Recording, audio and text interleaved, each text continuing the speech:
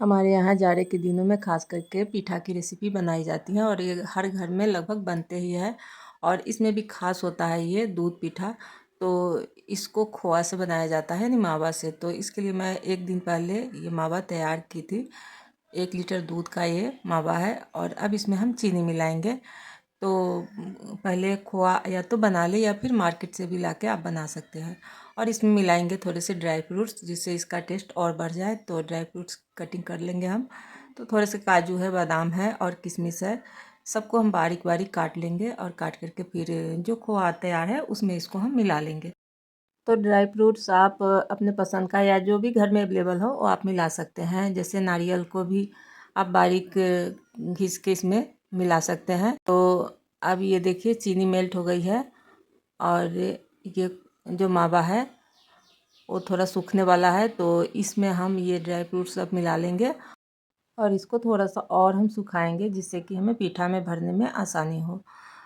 तो अब इसमें हम 3 से 4 हरी इलायची को भी कूट के मिलाएंगे, जिससे कि इसका टेस्ट बढ़ जाए। तो हरी इलायची भी ज़रूर मिलाएं।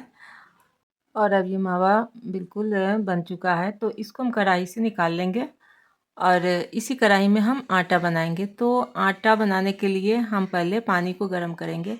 तो यहाँ पे मैं 2.5 कटोरी आटा लेने वाली हूँ, तो इसीलिए मैं यहाँ पे 2.5 कटोरी ही पानी इसमें डाल रही हूँ कढ़ाई में। और ये पानी पहले से गर्म था, तो मैं गर्म पानी ही इस्तेमाल की हूँ। और जब पानी उबलने लगे तो फिर इसमें हम आटा मिलाएंगे। तो आटा भी उतना ही लेंगे, जितना पानी उतना ही आटा। आप कोई भी कटोरी, कप या ग्लास सेट कर ले और उसी से जितना आटा आपको लगाना है उतना ही पानी आप गर्म करें। जब पानी पूरा उबलने लगे तो फिर इसमें हम आटे को छानकर और धीरे धीरे से मिलाएंगे।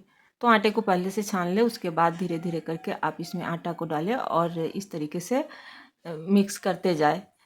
तो इसको हम मिलाएंगे। और थोड़ा सा आटा मैं बचा ली थी कि अगर ये कहीं सूख जाए पानी, लेकिन ऐसा नहीं हुआ। जितना पानी उतना आटा लग ही जाता है। तो फिर इस आटे को भी मैं इसमें मिला रही हूँ।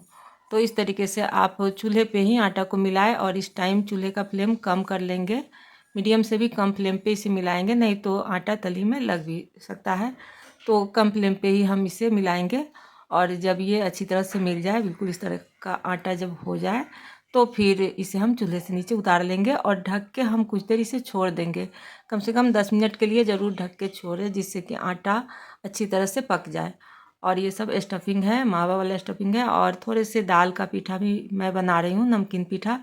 तो इसमें चना दाल का ही इस्तेमाल किया जाता है। चने दाल को 5 से 6 घंटे के लिए पानी में भिगो के रखें और फिर उसका सारा पानी हम निकाल लेंगे। उसके बाद उसको दरदरा पीसेंगे और इसमें मिलाएंगे हरी मिर्च, लहसुन और अदरक। तो उसको भी हम पीस लेंगे। अब जब आटा हाथ से छूने लायक हो जाए तो फिर इसको हम गूँथेंगे।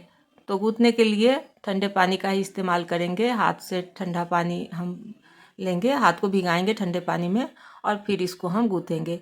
तो ये देखिए इसमें भाप निकल रहा है, लेकिन अभी ठंडी का समय है, तो जिसकी वजह से हम हाथ से इसे आसानी से छू पा रहे हैं। अब आप चाहे तो इसी में आटा को उसी बर्तन में गूँथ ले या फिर दूसरे बर्तन में निकाल के पलट के और अच्छी तरह से आटे को मुलायम होने तक इसको मिलाए। पूरा मुलायम होना चाहिए इसका आटा, पूरा मुलायम करके रुई की तरह इसका आटा लगाया जाता है, तभी हमारे पीठे मुलायम होते हैं।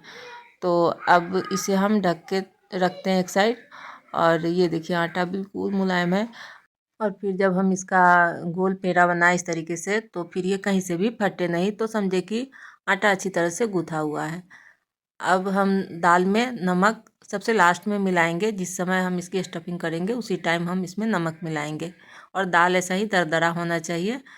और अभी हम दूध पीठा का जो है वो बनाएंगे। तो इसके लिए छोटा सा पेड़ा बनाएंगे और फिर इस तरीके से इसे हम फैलाएंगे। उसके बाद इसके सेंटर में थोड़ा सा मावा लेंगे और मावा का भी गोला हम बना लेंगे और बीच में रखेंगे। और फिर चारों तरफ से इसका मुंह हम बंद कर देंगे। मुंह अच्छी तरह से बंद करें, जिससे कि जब हम इसे ग्रेवी में डालें तो ये फटे नहीं। तो गोल गोल सा ऐसा बनाना है।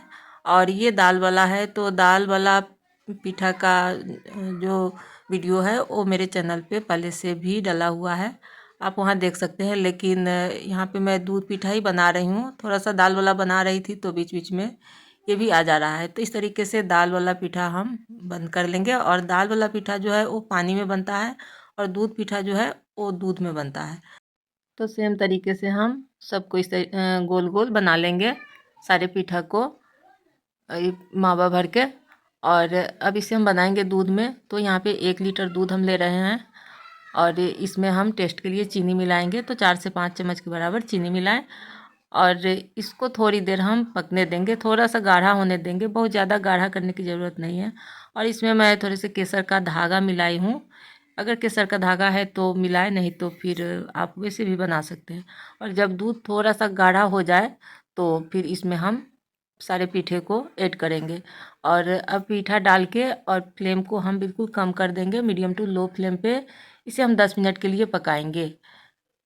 फ्लेम को मीडियम से भी कम कर दें और फिर इसे 10 मिनट तक लो फ्लेम पे पकने दें, जिससे कि जो ग्रेवी है वो थोड़ी गाढ़ी हो जाए।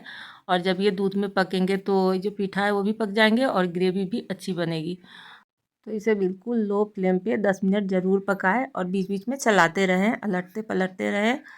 तो अब ये पक चुके हैं।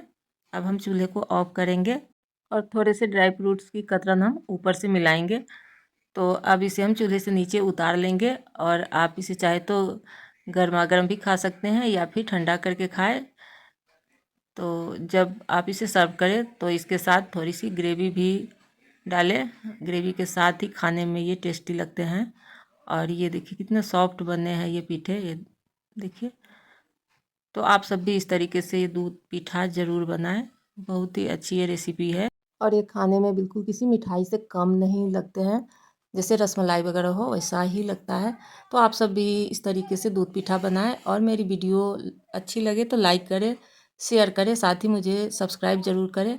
और अब दाल पीठा की बारी है, तो पानी में हम पूरा बॉयल आने देंगे, उसके बाद पीठा को ऐड करेंगे और अपने आप ही ये 1-2 मिनट में पीठा ऊपर आ जाते हैं। उसके बाद इसे हम पलट देंगे और फिर 5-6 मिनट हम इसे हाई फ्लेम पे पकाएंगे।